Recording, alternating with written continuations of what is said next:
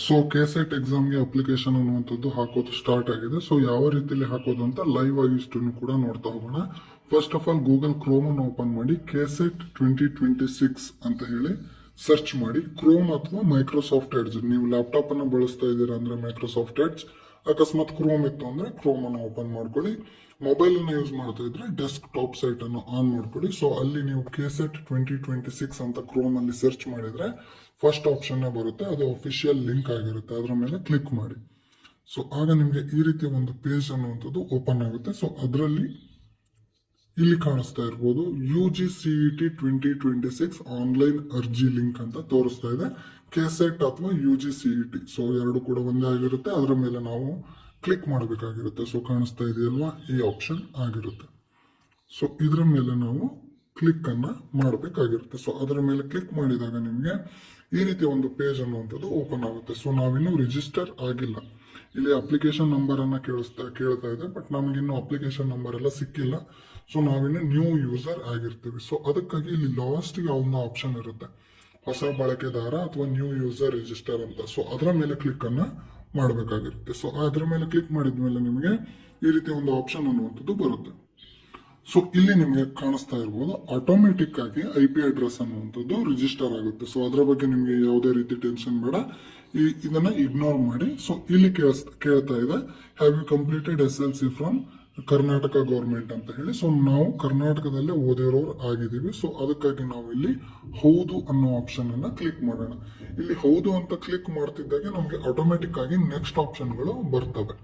So ಈ ರೀತಿಯ option ನಿಮ್ಗೆ ಬರುತ್ತೆ ಇಲ್ಲಿ ಹೌದು ಅಂತ ಕ್ಲಿಕ್ ಮಾಡ್ತಿದ್ದ ಹಾಗೇನೆ. ಸೊ ಇಲ್ಲಿ ನಿಮ್ಗೆ SSLC ನೋಂದಣಿ ಸಂಖ್ಯೆ ಕೇಳುತ್ತೆ. ಸೊ ಆ SLC ನೋಂದಣಿ ಸಂಖ್ಯೆಯನ್ನ ಇಲ್ಲಿ ಹಾಕಿ ವೆರಿಫೈ ಮೇಲೆ ಕ್ಲಿಕ್ ಮಾಡಿ. ಸೊ ವೆರಿಫೈ ಆಗ್ತಿದ್ದಾಗೆ ನಿಮ್ಮ ಡೀಟೇಲ್ಸ್ ಅನ್ನ ಆಟೋಮೆಟಿಕ್ ಆಗಿ ಇಲ್ಲೆಲ್ಲದನ್ನು ಕೂಡ ಫಿಲ್ ಮಾಡ್ಕೊಳ್ಳುತ್ತೆ. ನಿಮ್ಮ ಜನ್ಮ ದಿನಾಂಕ ಇರ್ಬೋದು, ಜೆಂಡರ್ ಇರ್ಬೋದು, ತಂದೆ ಹೆಸರು, ಇದೆಲ್ಲದನ್ನು ಕೂಡ ಆಟೋಮೆಟಿಕ್ ಫಿಲ್ ಆಗುತ್ತೆ. ಸೊ ಯಾವ್ದಾದ್ರು ಬ್ಲಾಕ್ ಫಿಲ್ ಆಗಿಲ್ಲ ಅಂದ್ರೆ ನೀವು ಸ್ವಲ್ಪ ನೀವೇ ಫಿಲ್ ಮಾಡಿ. ಸೊ SLC ನೇಮ್ ಏನಿದೆ ಅದೇ ರೀತಿ SLC ಮಾರ್ಕ್ಸ್ ಕಾರ್ಡ್ ತರನೇ ನಿಮ್ಮ ಹೆಸರು ಹಾಕಿ, ಜನ್ಮ ದಿನಾಂಕವನ್ನು ಹಾಕಿ, ಡೇಟ್ ಆಫ್ ಬರ್ತ್ ಅನ್ನ, ನಿಮ್ಮ ಜೆಂಡರ್ ಏನಿದೆ ಮೇಲ್ ಆರ್ ಫಿಮೇಲ್ ಹಾಕಿ, ಹಾಗೆ ತಂದೆ ಹೆಸರು ತಾಯಿಯ ಹೆಸರನ್ನ ಫಿಲ್ ಮಾಡಿ. ಅದಾದ ನಂತರ ಈಗ ಓದ್ತಾ ಇರುವಂತ ಸ್ಯಾಟ್ಸ್ ನಂಬರ್ ಏನಿದೆ SSLC ಮಾರ್ಕ್ಸ್ ಕಾರ್ಡ್ ಅಲ್ಲಿ as per 10th standard marks card, ಆ ನಂಬರ್ ಅನ್ನ ಹಾಕ್ಬೇಕು. ಸೊ ಅದು ಆಪ್ಷನಲ್ ಆಗಿರುತ್ತೆ. ಸೊ ಹಾಕಿದ್ರೆ ಬೆಟರ್ ಆಗಿರುತ್ತೆ. ಅದನ್ನ ಹಾಕ್ಬಿಟ್ಟು ನೀವು ಮಾರ್ಕ್ಸ್ ಕಾರ್ಡ್ ಅಲ್ಲಿ ಇರುತ್ತೆ. ಸೊ ಇಲ್ಲಿ ಕಾಣ್ತಾ ಇರ್ಬೋದು ಆಪ್ಷನಲ್ ಅಂತ. ಸೊ ಇದ್ರೆ ಹಾಕೋದು ಬೆಟರ್ ಆಗಿರುತ್ತೆ. ಸೊ ಇಲ್ಲಿ ಚೂಸ್ ರಿಜಿಸ್ಟ್ರೇಷನ್ ಮೆಥಡ್ ಅಂತ ಕೇಳುತ್ತೆ. ಸೊ ಸುಮಾರು ಆಪ್ಷನ್ಸ್ ಕಾಣುತ್ತೆ ನಿಮಗೆ. 3 ಆಪ್ಷನ್ಸ್ ಅನ್ನ ಕೊಟ್ಟಿದ್ದಾರೆ, ಯಾವ ರೀತಿಯಲ್ಲಿ ವೆರಿಫೈ ಮಾಡ್ತೀರಾ ಅಂತ ಹೇಳಿ.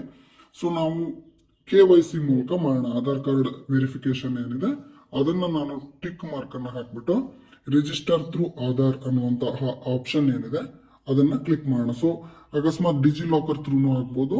ನಿಮ್ಮ ಹತ್ರ ಡಿಜಿ ಲಾಕರ್ ಇದೆ ಅಂದ್ರೆ ಸೊ ಅಫಿಷಿಯಲಿ KE ಮೂಲಕ ವಿಸಿಟ್ ಮಾಡೋನು ಹಾಕ್ಬೋದು. ಸ್ವಲ್ಪ ಇದು ಪ್ರೊಸೆಸ್ ಕಷ್ಟ ಆಗಿರೋದ್ರಿಂದ ನಾವು ರಿಜಿಸ್ಟರ್ ಥ್ರೂ ಆಧಾರ್ ಮಾಡ್ತೀವಿ. ಸೊ ಡಿಜಿ ಲಾಕರ್ ಕೂಡ ಈಸಿನೇ, ಒಂದು OTP ಬರುತ್ತೆ, ಡಿಜಿ ಲಾಕರ್ ಇದ್ರೆ ಅದನ್ನ ಕೂಡ ಯೂಸ್ ಮಾಡ್ಬೋದು.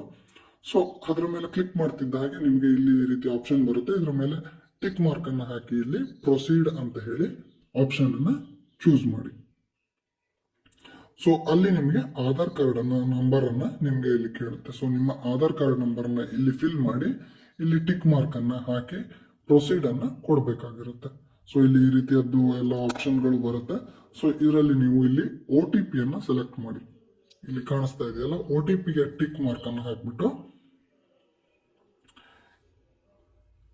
ಅಂತ ಹಾಕ್ತಿದ್ದಾಗೆ ನಿಮ್ಗೆ OTP ಅನ್ನುವಂಥದ್ದು ನಿಮ್ಮ ಆಧಾರ್ ನಂಬರ್ ಏನಿದೆ, ನಿಮ್ಮ ಆಧಾರ್ ಕಾರ್ಡ್ ಅಲ್ಲಿ ಯಾವ ಫೋನ್ ನಂಬರ್ ಕೊಟ್ಟಿದ್ದೀರಾ ಆ ಫೋನ್ ನಂಬರ್ಗೆ ಒಂದು OTP ಅನ್ನುವಂಥದ್ದು ಬರುತ್ತೆ. ಸೊ ಆ OTP ಅನ್ನ ಇಲ್ಲಿ ಹಾಕಬೇಕು. ಹಾಕಿ ಸಲ್ಲಿಸಿ ಸಬ್ಮಿಟ್ ಏನಿದೆ ಇದನ್ನ ಹೊಡಿತಿದ್ದಾಗೆ ನಿಮ್ಗೆ ನೆಕ್ಸ್ಟ್ ಸ್ಟೆಪ್ ಅನ್ನುವಂಥದ್ದು ಓಪನ್ ಆಗುತ್ತೆ. ಇಲ್ಲಿ qualification, nationality, email, phone number ಎಲ್ಲದನ್ನು ಕೂಡ ಕೇಳ್ತಾ ಹೋಗುತ್ತೆ. ಎಲ್ಲದನ್ನು ಕೂಡ ಫಿಲ್ ಮಾಡ್ತಾ ಹೋಗ್ಬೇಕು. ನಮ್ಮ ಕ್ವಾಲಿಫಿಕೇಶನ್ ಏನಿದೆ ಇದೆಲ್ಲದನ್ನು ಕೂಡ ಈಗ ಫಿಲ್ ಮಾಡ್ತಾ ಹೋಗ್ಬೇಕು.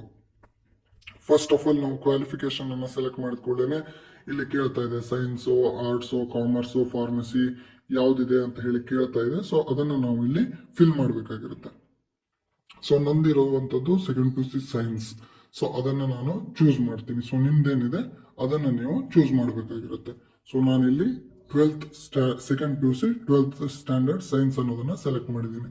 ನ್ಯಾಷನಾಲಿಟಿ ಇಂಡಿಯನ್ ಆಗಿರುತ್ತೆ, ಸೊ ಇಂಡಿಯನ್ ಅನ್ನ ಸೆಲೆಕ್ಟ್ ಮಾಡ್ತೀನಿ. ಈ ರೀತಿ ಬರುತ್ತೆ, ಇಂಡಿಯನ್ನೇ ಆಗಿರ್ತೀರಾ ಆಲ್ಮೋಸ್ಟ್ 99%. ಸೊ ಇಂಡಿಯನ್ ಅನ್ನ ಸೆಲೆಕ್ಟ್ ಮಾಡ್ತೀರಾ. ಆಮೇಲೆ ನಿಮ್ಮ ಪರ್ಸನಲ್ ಇಮೇಲ್ ಏನಿದೆ ಅದನ್ನ ಹಾಕಿ. ಸೊ ನಿಮ್ದಿಲ್ಲ ಅಂದ್ರೆ ನಿಮ್ಮ ಪೇರೆಂಟ್ಸ್ ಅದು ಯಾರ್ದಿದೆಯೋ ಅದನ್ನ ಹಾಕಿ.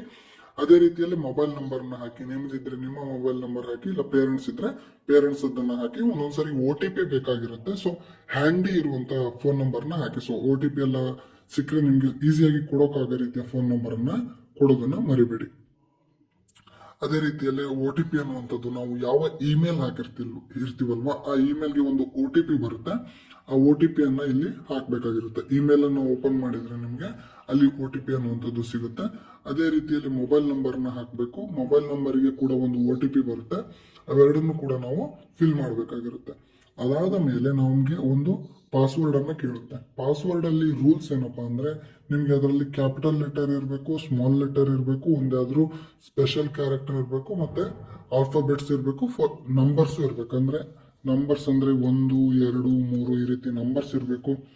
ABCD ಈ ರೀತಿ ಒಂದಾದ್ರೂ ಅಟ್ಲೀಸ್ಟ್ ನಿಮ್ಗೆ ಈ ರೀತಿ ಆಲ್ಫಾಬೆಟ್ ಇರಬೇಕು, ಸ್ಮಾಲ್ ಲೆಟರ್ ಇರಬೇಕು, ABC ಈ ರೀತಿ ಸ್ಮಾಲ್ ಲೆಟರ್ ಇರಬೇಕು. ಅದೇ ರೀತಿಯಲ್ಲಿ ಸ್ಪೆಷಲ್ ಕ್ಯಾರೆಕ್ಟರ್ ಅಂದ್ರೆ ಪ್ಲಸ್, ಎಟ್ ಈ ರೀತಿಯ ಸ್ಪೆಷಲ್ ಕ್ಯಾರೆಕ್ಟರ್ಸ್ ಏನಿದೆ, ಈ ರೀತಿಯ ಒಂದು ಕ್ಯಾರೆಕ್ಟರ್ಸ್, ಇವು ಮೂರನ್ನು ಕೂಡ ಇನ್ಕ್ಲೂಡ್ ಆಗಿರುವಂತಹ ಪಾಸ್ವರ್ಡ್ ಅನ್ನ ನೀವು ಹಾಕ್ಬೇಕಾಗಿರುತ್ತೆ. ಸೊ ಹಾಕಿ ಅದೇ ನಂಬರ್ನೇ ಪಾಸ್ವರ್ಡ್ ಅನ್ನ ಮತ್ತೊಂದ್ಸರಿ ಎಂಟರ್ ಮಾಡಕ್ ಕೇಳುತ್ತೆ.